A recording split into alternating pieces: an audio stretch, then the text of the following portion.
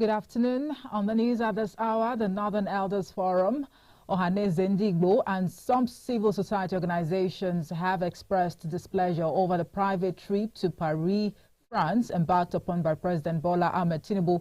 The concerns are amid rising cases of abductions and other security challenges in the country. Recall that President Tinubu departed Abuja for France on Wednesday, January 24, 2024, with his handlers saying it was a private visit. However, the groups in a chat with the National Daily decried that there was no transparency in the announcement, considering the description of the president's trip as a private one.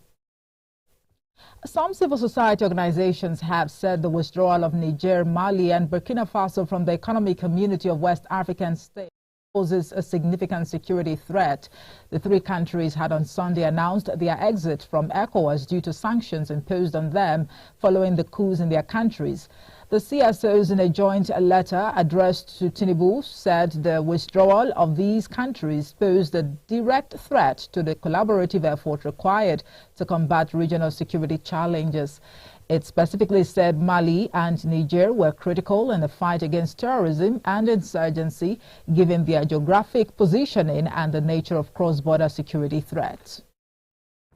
Meanwhile, Burkina Faso, Mali, and Niger Republic are set to be cut off from the $702 billion strong economic community of West African states economy following their planned exit. It was gathered that the exit could further worsen widespread food insecurity in the region, as well as backfire on already fragile economies. A report from Bloomberg highlighted that the trio of Burkina Faso, Mali, and Niger Republic are all landlocked and among the poorest in the region, with their annual per capita gross domestic product of less than $1,000. It stated that exiting the ECOWAS region would expose them to increased tariffs and restrictions on the movement of goods and financial flows. Now, from the international front, Meta CEO Mark Zuckerberg has apologized to families who say their children had been harmed by social media during a fiery hearing in the U.S. Senate. Zuckerberg, who runs Instagram and Facebook, turned to them and said no one should go through this. He and the bosses of TikTok, Snap, X, and Discord were questioned for almost 4 hours by senators from both parties. Well, lawmakers wanted to know what they are doing to protect children online. Legislation is currently going through Congress, which aims to hold social media companies to account for material posted on their platforms. And in sports, let's bring you some gossips where Fulham are considering a late move for Chelsea and Albania international striker Armando Broja, who's age 22. Also, Chelsea won £50 million for Broja, a price the cottagers are reluctant to meet.